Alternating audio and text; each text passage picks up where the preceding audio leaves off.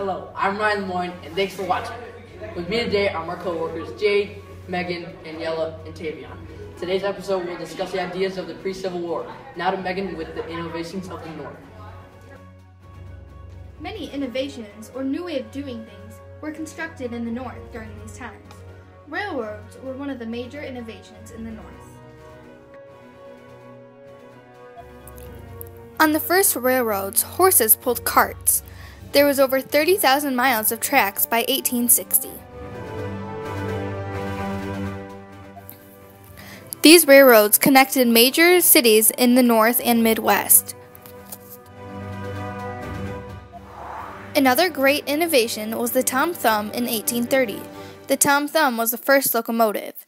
This train lost a race with a horse. It was not very fast, but it was better than nothing. By the mid-1800s, the steam locomotives were the main form of transporting goods in the United States. Canals provided faster shortcuts, and transportation became easier and faster. These innovations had many advantages, such as faster trade, more goods transported at once, and the growth of large cities. For example, Chicago, Buffalo, and Cincinnati. Faster communication brought more innovations. A telegraph was invented. A telegraph used electric signals to send messages. Thousands of electric wires were connected to cities.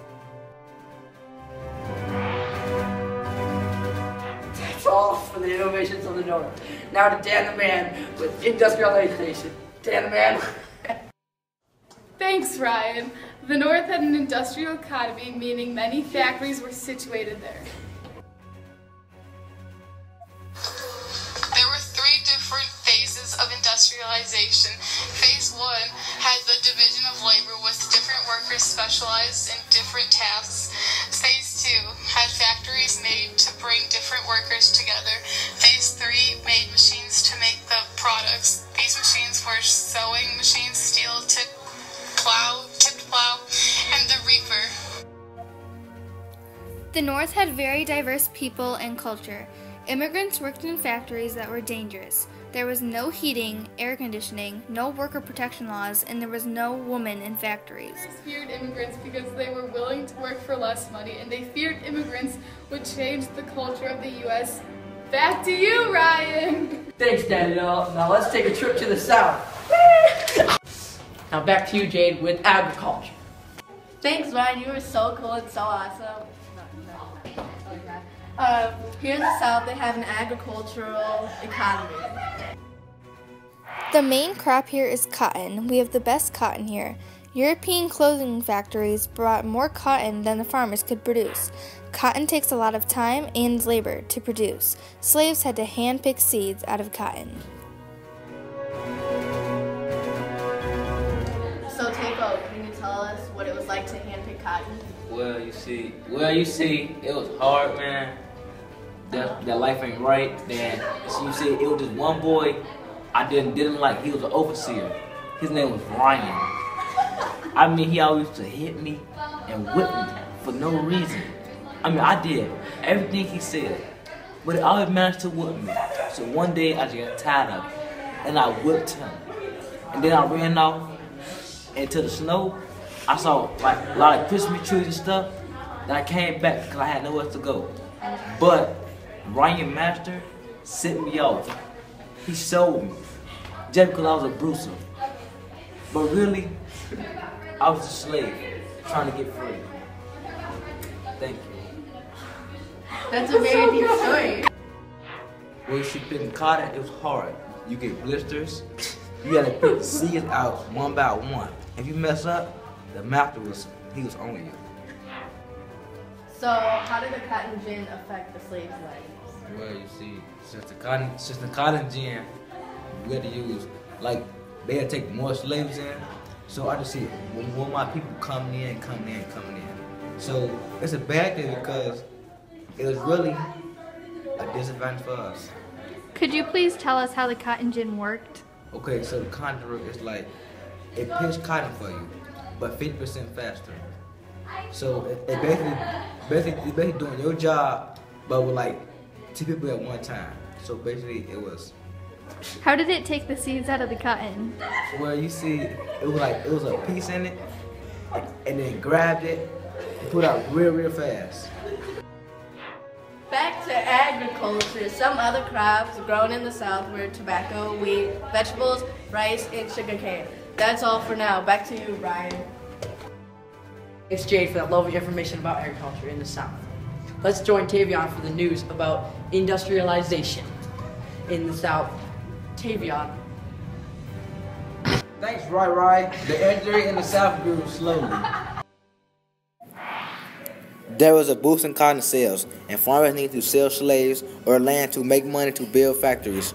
Slaves did not have money to buy goods, and not all soldiers thought it was a bad idea to depend on the North for goods. The South had some transportation ways. There were some natural waterways, fruit canals, and not many railroads. In the South, there was a plantation on the large farms with wealthy owners. Wealthy owners was measured by the number of slaves someone owned. In plantation, there is an overseer who supervised slaves and punished them. Slaves cleaned the owner's house, did the cooking and sewing, tended to the livestock, harvest crops, and worked sunrise to sunset. Slaves worked very hard, earned no money, and had no hope of freedom. A slave was filled with family members and social other plantations. All states developed safe codes with the laws about slavery. Now to Ryan with the age of reform. Come on, Ryan. Thanks, Tay. Soon, on Age of Reform began, Americans began to change their thoughts on slavery, women, and social ideas. A religious reform was created. Utopias, or perfect places, were formed by religious leaders. Also, there was a temperance to ban alcohol. Another social reform was education. Before the reform, there was no teacher training. Blacks couldn't attend school, and neither could girls. After the reform, there was graded schools, teacher training, and attention to special needs. Slavery also changed the North. Ended slavery in the early 1800s. The American Colonization Society formed and bought enslaved people and sent them to Africa. There was some problems though. There was not enough money to make an impact, and many slaves did not want to leave. Now to begin with, abolitionists. Abolitionists! Thanks, Ryan. Abolitionists were people who wanted to ban slavery. Frederick Douglass was a very famous abolitionist. Frederick Douglass was a slave who taught himself to read and write. He escaped in 1838. He became a powerful speaker. He spoke in other countries and at abolitionist meetings. He also started a newspaper called the North Star. Harriet Tubman was also a famous abolitionist because of the Underground Railroad. The Underground Railroad is a series of trails that led to the northern states and Canada. Blacks only traveled at night, and there were stations and conductors along the way. She was a big part of the women's movement. She fought for the right to vote, equal pay, co-education, own property after marriage, and to share guardianship of children after divorce. One more famous abolitionist was William Lloyd Garrison. He was famous for his newspaper called The Liberator. Also, Sojourner Truth was another important abolitionist. There were many arguments about abolitionism. The South thought that slaves were an essential part of their economy. Slaves were thought to be treated better than immigrants because slaves had food, clothing, and medical care, while immigrants worked in dangerous factories. The North said slaves would never be able to blend into their society. Immigrants feared losing their jobs to slaves because of lower pay that the slaves would take. That's all for abolitionists. Back to you, Ryan.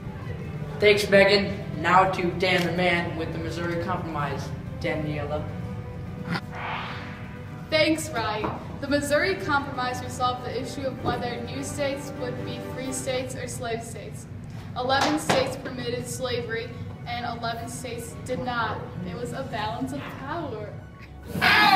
Missouri became a slave state and Maine became a free state. The Compromise of 1850 addressed many issues, including slavery in the territories. California became a free state in 1849. The slave law was passed, noting that all slaves must return captured runaway slaves. Now to Jade with the conclusion. Sadly, Jay can't be here with us today.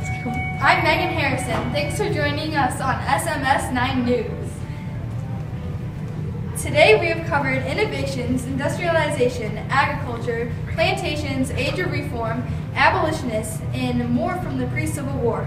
We hope you enjoyed this episode. See you next time. Thanks, Jade, for that lovely information about agriculture in the South. Wait, why are you standing like that? Industrial economy, meaning North had an industrial economy, meaning I said it again! Come on, Ryan. Not to Ryan. With me today are my co-workers Megan, Jade, Daniela, and Tavion. Today's episode will discuss the ideas of the pre-Civil War. Now to Jay with the conclusion. Now to Jay with the conclusion. I'm just like in my room like, hey, you wanna play with dolls? speak if you think we should get an A on our project. Okay.